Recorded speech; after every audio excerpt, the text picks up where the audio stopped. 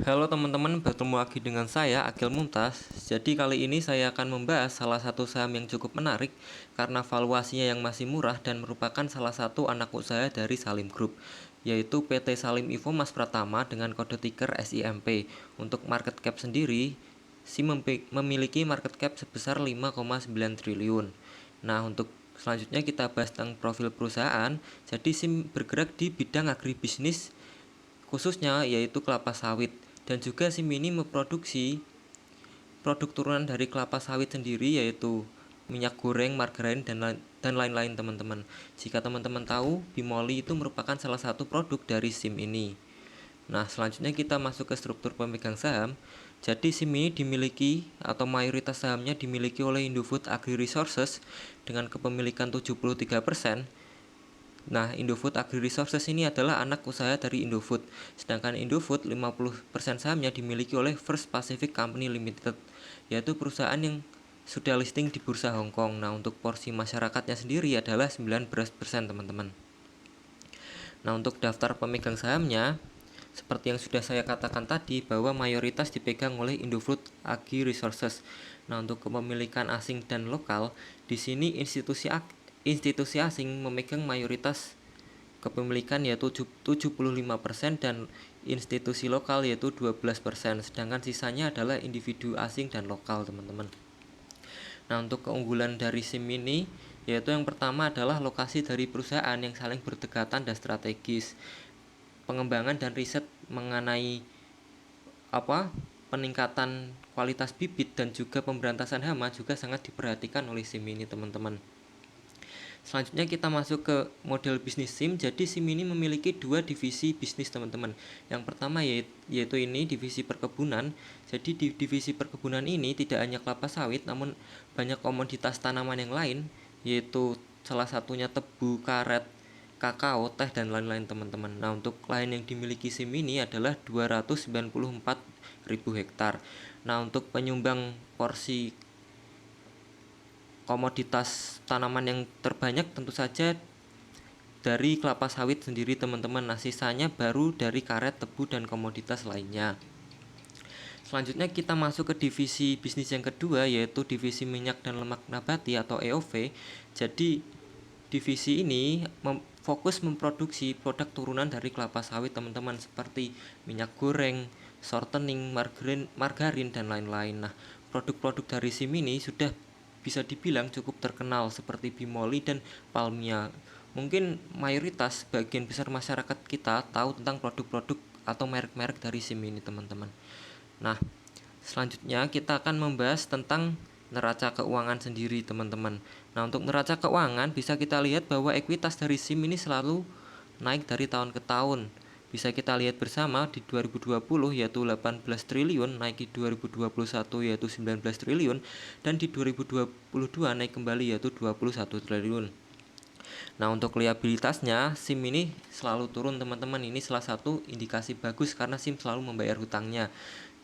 Nah, untuk asetnya sendiri, SIM ini juga mengalami kenaikan dari tahun ke tahun walaupun tidak signifikan, tapi ini sudah merupakan tanda yang bagus, teman-teman. Nah, aspek yang selalu saya perhatikan dan kenapa saya masukkan di sini karena perbandingan aset lancar dan liabilitas jangka pendek ini dapat mempengaruhi rasio gagal bayar dari perusahaan itu sendiri, teman-teman. Apabila liabilitas jangka pendeknya lebih tinggi daripada aset lancar, maka potensi gagal bayarnya tinggi. Nah, di sini SIM mempunyai aset lancar yang lebih banyak dari liabilitas jangka pendeknya. Artinya resiko gagal bayar dari SIM ini kecil, teman-teman. Nah, langsung kita masuk ke laba rugi. Di sini pendapatan dari SIM sempat turun dari tahun kemarin, yaitu yang awalnya 19 triliun turun menjadi 17 triliun. Namun uniknya net income atau laba bersih dari SIM ini justru naik, teman-teman. Nah, artinya efektivitas dari produksi SIM ini meningkat, teman-teman. Nah, untuk selanjutnya saya akan membahas tentang arus kas. Jadi, yang pertama adalah kas yang dihasilkan oleh operasi. Jika positif seperti yang teman-teman lihat, maka SIM ini menghasilkan laba, teman-teman, dan ini adalah indikasi yang bagus. Nah, selanjutnya adalah cash from investing, yaitu pembiayaan untuk investasi teman-teman, bisa kita lihat di sini minus. Justru minus ini bagus. Kenapa bagus? Karena SIM ini mengeluarkan modal untuk investasi. Seperti yang kita tahu teman-teman, investasi adalah mengeluarkan modal untuk membeli aset-aset produktif yang diharapkan mendapat pengembalian dana atau return yang tinggi di masa yang akan datang. Nah, selanjutnya kita bahas tentang cash from financing. Di sini negatif atau minus teman-teman, artinya SIM ini selalu melakukan pembiayaan. Gampangnya SIM ini selalu membayar hutang. Jadi ini adalah salah satu indikasi manajemen yang bagus teman-teman, karena mereka selalu membayar hutangnya. Nah, untuk CAPEX atau capital expenditure atau pembelanjaan modal ini, SIM juga, data dari SIM di sini juga minus teman-teman. Artinya SIM mengeluarkan modal atau pembiayaan untuk mengembangkan bisnis. Jadi ini oke. Nah, untuk yang terakhir adalah free cash flow-nya sendiri positif. Dan ini adalah indikasi yang bagus teman-teman kalau untuk cash flow ini teman-teman. Selanjutnya saya akan membahas tentang harga saham dari SIM ini hari ini, yaitu 378. Nah, setelah saya hitung dengan rumus Benjamin Graham, harga wajar dari SIM sebenarnya adalah 1267 per lembar. Nah, untuk potensi keuntungannya adalah 200% lebih jika kita masuk di harga yang sekarang. Bisa kita lihat juga 3 tahun terakhir ini harga SIM sudah naik 87% lebih teman-teman. Oke, untuk selanjutnya adalah rasio keuangan. Jadi EPS dari SIM ini adalah 38, sedangkan untuk PBV-nya masih sangat murah, yaitu 0,35 kali. Dan untuk PER atau price to earning ratio juga sangat bisa dibilang murah teman-teman, karena di bawah 15 kali, yaitu 9,94 kali.